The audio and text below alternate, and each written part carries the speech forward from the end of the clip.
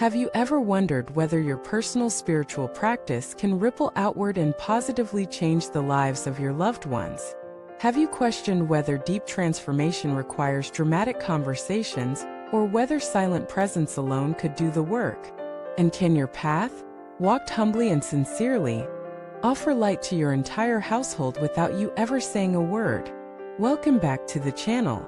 I'm grateful to be with you here today, because the topic we're exploring isn't just spiritual, it's personal, practical, and profoundly relevant.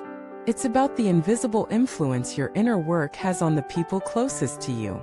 It's about how one person's sincere path can silently shift the energy of an entire home, and even generations to come.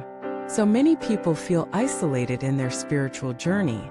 Maybe you're the only one in your family who meditates, who reads sutras, who contemplates the teachings of the Buddha. You wonder, will they ever understand? Will I always be walking alone? Can any of this actually benefit them? And most importantly, how do I live my truth without becoming someone who preaches or pressures? These questions are not just valid, they're sacred, because they get to the heart of what it means to embody practice rather than impose it. They point us to the most subtle and powerful form of transformation, the kind that happens without words.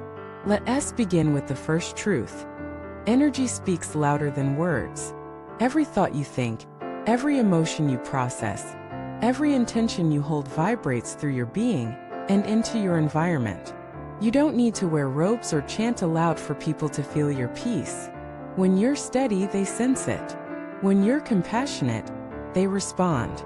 When you let go, they loosen too, even if they don't understand why.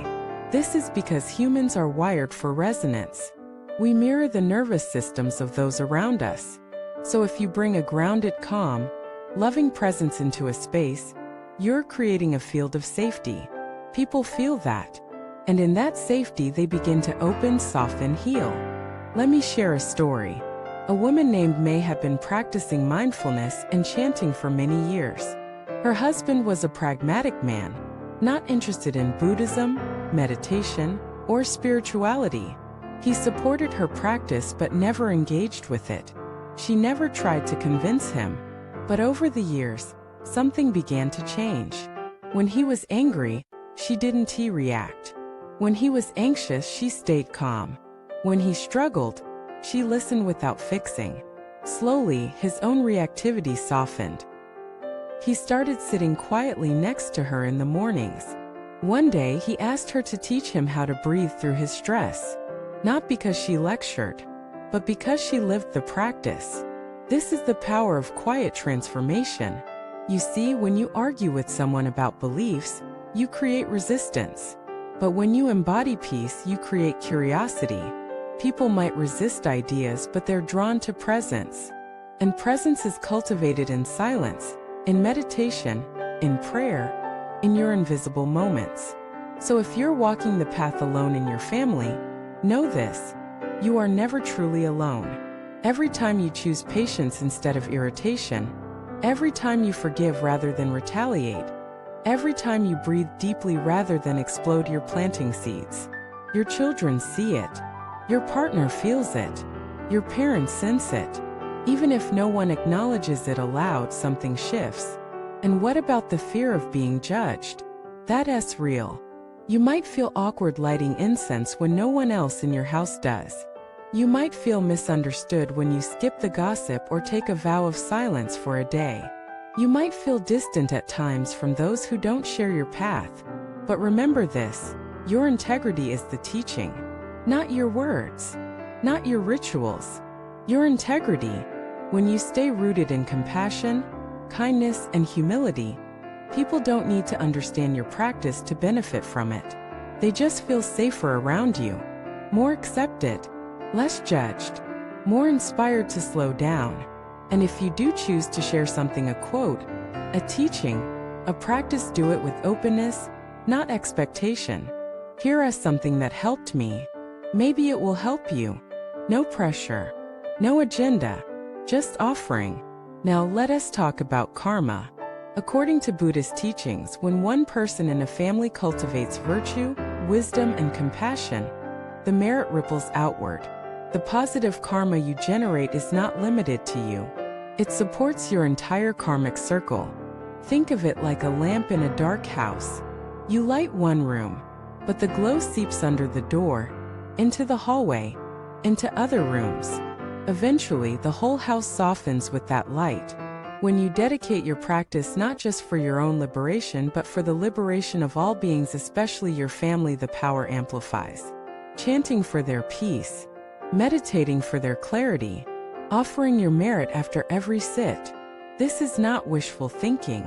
It's energetic truth, because intention carries weight. And love, pure, unattached love, is the most transformative force in the universe. So how do you balance your path with family life? By not separating them.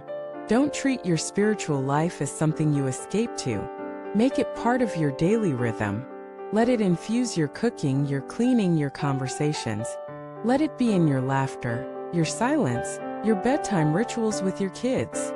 You don't need hours of solitude to practice. Washing dishes can be meditation. Driving can be chanting. Changing a diaper can be the field of compassion. You bring the temple into your home through attention. And over time, your home becomes sacred not because of statues or mantras, but because of presence. And let us not forget the ancestors. Your practice also heals backwards. When you purify your mind, when you break patterns of anger, addiction, blame, you're not just changing your life. You're releasing ancestral karma. You're ending cycles that have repeated for generations. And your children, they inherit the fruit of your work. They may not chant sutras. They may never call themselves Buddhists.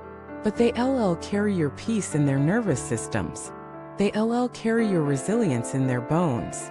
They carry your love in their hearts. That's legacy. Not what you teach, but what you embody. So if you're on this path, and your family doesn't understand, keep walking. If you're chanting alone while they watch TV, keep chanting. If you're meditating while they argue in the next room, keep meditating. You are not just practicing for you. You are practicing for all of them, and for all those yet to come, because every light you kindle makes the world less dark. Thank you for watching this video. I'd love to hear your stories. Have you seen your practice touch your family in subtle ways? Have you struggled with being the only one on the path? Share your journey in the comments. And if this message nourished you, please like, subscribe, and share.